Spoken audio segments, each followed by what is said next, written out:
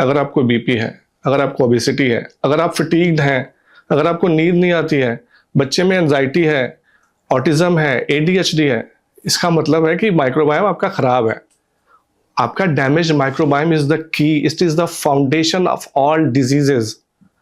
यहां से शुरुआत होती है। शर्म की बात यह है कि डॉक्टर्स हो या कोई भी और जो बड़े बड़े लोग जो बताते हैं कि बीमारी को कैसे ठीक करें, इसके बारे में आप मुझे बताइए, किसी ने आज तक बताया कि भाई आप अपना डैमेज्ड माइक्रोबायोम को ठीक करो, आपकी सारी बीमारियां ठीक हो जाएंगी? बिल्कुल, मैंने कहीं नहीं सुना, इस पे कोई बात ही नहीं करता जी। तो अब आते हैं बीमारियां, एक एक थोड़ा सा शॉर्ट में बताऊं पहले, उसके बाद से आप अपना क्वेश्चन पूछिए कि सो दैट कि लोगों को समझ में आए। हम शुगर की दवाई खाते हैं कि शुगर ज्यादा है ब्लड में। शुगर क्यों ज्यादा है? क्योंकि आपके अंदर इंसुलिन रेजिस्टेंस हो गया। इंसुलिन रेजिस्टेंस कैसे हुआ? आपका जो माइक्रोबायोम डैमेज हुआ तो वो जो आपको इंसुलिन रिसेप्टर्स होते हैं उसको जाके ब्लॉक कर देता है। अब प्रॉब्लम आपके इंसुलिन रिसेप्टर की है, शुगर की प्रॉब्लम नहीं है। शुगर खून में उतना ही दौड़ रहा है, उसको सेल में ले जाने के लिए जो इंसुलिन चाहिए उसका रिसेप्टर ब्लॉक हो गया। और उसका रिसेप्टर क्यों ब्लॉक हुआ? लीकी गट डैमेज्ड माइक्रोबायोम से। तो अब प्रॉब्लम क्या है कि खून में इंसुलिन है, लेकिन जो जो जो सेल होता है वो एक लॉक की तरह से होता है, ताला है, उसको खोलने के लिए इंसुलिन चाबी है। अब चाबी आपकी लग नहीं रही क्योंकि आपका जो ताला है वो खराब हो चुका है, उसमें एलपीएस, बात करेंगे हम उसकी, एलपीएस जमा हो गया, उसमें फैट सेल्स जमा हो गए। तो उसको आपको वो हटाना है कि आपने चाबी उसमें घुसाते रहना है। तो इंसुलिन की प्रॉब्लम नहीं है, इंसुलिन रेजिस्टेंस की प्रॉब्लम है। अब डॉक्टर क्या कहते हैं कि शुगर ज्यादा तो आपको और इंसुलिन देने लग जाते हैं। तो इंसुलिन एक ऐसा हार्मोन है जो ना सिर्फ शुगर को सेल्स में लेके जाता है, it is also a growth hormone. Problem क्या है, ये बात ध्यान से सुन लीजिएगा आप लोग। ये ग्रोथ हार्मोन है, मतलब अगर आपके अंदर कहीं भी कैंसर ट्यूमर हुआ और थोड़ा सा एग्रेसिव हुआ तो उसको बढ़ा देगा वो। तो कैंसर कॉज करने का एक तरीका, बहुत बड़ा तरीका ये भी है।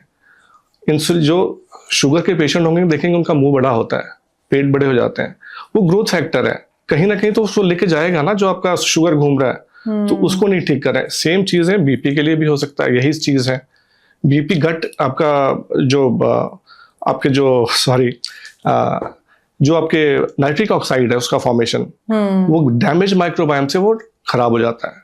आपका नाइट्रिक ऑक्साइड की जो इनटेक है बॉडी में वो कम हो गई, आर्टेरियल वॉल डैमेज्ड है, तो उसको हील करने के लिए आपको गट माइक्रोबायोम को ठीक करना पड़ेगा। सेम थिंग ओबेसिटी में बात करें, मोटापा में, तो उसमें भी वही फैक्टर है। जो खराब माइक्रोब्स आ गए हैं, तो वो आपके जो सिस्टम में जो से एक्सट्रैक्शन करना है उसने जो फूड का, तो वो नहीं कर पा रहे, खराब वाले करके कैलोरीज इंटेक आपका बढ़ा दे रहा है, तो और आप खाने लग जा रहे हैं, इसलिए मोटापा हो रहा है। तो मैंने क्या देखा है अपने इस 8-10 साल की जर्नी में, पर्सनली अपने आप को इंक्लूडेड, कि जब आप गट माइक्रोबायोम को डैमेज को ठीक करते हैं तो वो ये बीमारियां अपने आप ठीक हो जाती हैं। क्योंकि आप क्या कर रहे हैं कि आप रूट पे जा रहे हैं।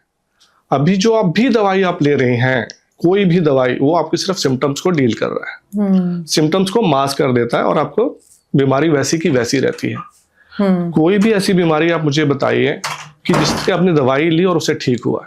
मैं तो किसी को नहीं जानता, अगर कोई जानता है तो मुझे बताएगा। मैंने अपने जो पर्सनल जर्नी में देखा, अपने यूट्यूब की जर्नी में देखा कि जिन महिलाओं को 14 साल से पीसीओडी की प्रॉब्लम थी, जिनको 20 साल से बीपी की प्रॉब्लम थी, जिनको नींद नहीं आ रही थी, उन्होंने सिर्फ अपना ये जो माइक्रोबायोम जो डैमेज्ड है उसको ठीक किया, उनका पीसीओडी ठीक हो गया, पीरियड्स ठीक आने लग गए, प्रेग्नेंट हुए वो लेडीज, बीपी ठीक हो गया, डायबिटीज ठीक हुआ। मैं अपने आप को बोल सकता हूँ, मैं 10 साल 15 साल पहले मैं खुद बीपी की गोली खाता था। 15 साल पहले जब ये समझ में आया कि माइक्रोबायोम डैमेज कैसे होता है और कैसे ठीक कर सकते हैं, तो आहा मोमेंट आता है, वो लाइट बल्ब मोमेंट आता है कि ऐसे भी होता है। और फिर से वही बात कि ये चीज़ कोई बताता नहीं है, और इतना सिंपल है कि जो मैं अभी फिर से बोल रहा हूँ कि आज हम पॉडकास्ट में आप बात करेंगे कि इसको आप डैमेज गट को ठीक करेंगे तो आपकी सारी बीमारियां जड़ से जाएंगी। मतलब जिस तरह से आप बता रहे हैं अजीत जी, मुझे तो लग रहा है कि सारी चीजें हैं, कोई भी चीज जो है, चाहे वो हमारी शारीरिक बीमारियां हो, हमारी मानसिक बीमारियां भी कहीं ना कहीं रिलेटेड है हमारे गट से। तो क्योंकि हम बात कर ही रहे हैं, तो फिर हम जो आपका प्रोफाइल है हम थोड़ा सा उस पर भी जानना चाहेंगे, ताकि दर्शकों को पता चल पाए कि आप कितने सालों से इस एक मिशन पर लगे हुए हैं और आपकी खुद की जर्नी कैसे स्टार्ट हुई, आप कैसे कोच बने और गट हेल्थ पे आपने काम करना शुरू किया, माइक्रोबायोम्स कितने इंपॉर्टेंट है हमारे लिए, आपको खुद कैसे रियलाइज हुआ?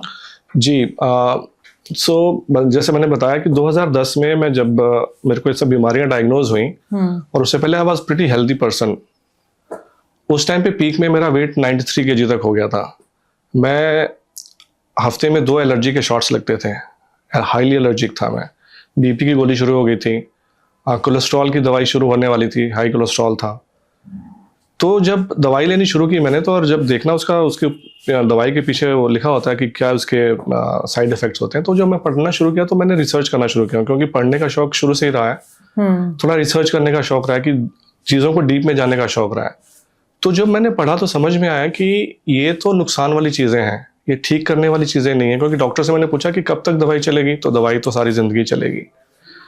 और उसके साइड इफ़ेक्ट्स क्या है, अब जैसे मैंने बताया कि बीपी अगर आपको है तो कल को आपको हार्ट की प्रॉब्लम होएगी। आपको शुगर है तो कल को आपको कैंसर होने का खतरा बहुत ज़्यादा है, क्योंकि आप इंसुलिन पे डिपेंडेंट हो गए। तो इंसुलिन जैसा बताया ग्रोथ हार्मोन है। तो फिर मुझे समझ में आया कि फिर कैसे इसको ठीक कर सकते हैं। तो फिर मैं क्रिकेट वगैरह बहुत खेलता था, बहुत एक्टिव था, पर बैंकिंग जॉब में आ गया था तो बहुत ज़्यादा मैं डोमिनेंट लाइफस्टाइल हो गया था। तो उस टाइम तो मैंने अपने आप को फिट करने के लिए बहुत ज़्यादा एक्सरसाइज किया, डाइट वगैरह प्लान किया।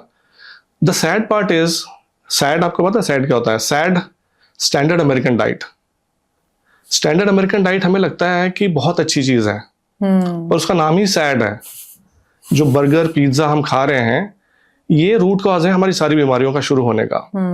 और बहुत दुख की बात है कि हम भारत में वो चीज़ें ब्लाइंडली फॉलो कर रहे हैं। 5 साल पहले जब मैंने अपना यूट्यूब चैनल शुरू किया था, तो मैंने यही बात बोली थी कि जो हम अंधा भाग रहे हैं वेस्टर्न वर्ल्ड के पीछे, हम बीमारियों के गर्त में फंस जाएंगे। और आज हम वहाँ पे पहुँच चुके हैं। जब पहले 10 साल 20 साल पहले आप देखेंगी, तभी भी हर घर में डायबिटिक पेशेंट नहीं था। आज हर घर में डायबिटिक पेशेंट और बीपी का पेशेंट तो है ही है, मैंने देख लिया है। और अगले 5 साल में, सॉरी ये I am bearer of this bad news, but जिस हिसाब से हम जा रहे हैं, 5-10 साल में हर घर में कैंसर का भी पेशेंट होगा। अभी एक्सटेंडेड फैमिली में हो रहे हैं, लेकिन मैं न्यूक्लियर फैमिली की बात कर रहा हूँ, हस्बैंड वाइफ 2 बच्चे, उसमें हर घर में कैंसर का पेशेंट होगा। मैं आज वार्निंग दे रहा हूँ, अगर हम नहीं सुधरे तो। Coming back to my journey, then मैं इसमें मेरा इंटरेस्ट जगा कि जब मैं अपने आप ठीक हो सकता हूँ, मेरी दवाई छूट गई 6 महीने साल में, तो मुझे समझ में आया कि जब डॉक्टर मुझे ये बोल रहे हैं, and no offence to any doctors one of the brilliant mind होते हैं इंडिया में, और 80% 70% बाहर में भी, ऑस्ट्रेलिया में रहा हूँ, यूएस में, इंडियंस डॉक्टर्स ही हैं वहाँ पे। बट उनके पार्ट में, उनके सिलेबस का पार्ट नहीं है ये पढ़ाना। उनका पार्ट क्या है कि बताना कि ये बीमारी आपको हुई है तो इसको मैनेज कैसे करना है। मैं इसमें एक बड़ा फेमस अपने चैनल पे एक डायलॉग मारता हूँ, क्योंकि मेरा नाम अजीत है। तो एक पुराने फिल्मों के टाइम में एक अजीत हुआ करता था विलन, तो वो उनका फेमस डायलॉग था कि इसको लिक्विड ऑक्सीजन में डाल दो, लिक्विड इसको जीने नहीं देगी और ऑक्सीजन इसको मरने नहीं देगा। मैं बोलता हूँ कि डॉक्टर्स का ये हो गया है कि इसको दवाई पे डाल दो, दवाई से मरने नहीं देगी और इसकी बीमारी इसको जीने भी नहीं देगी।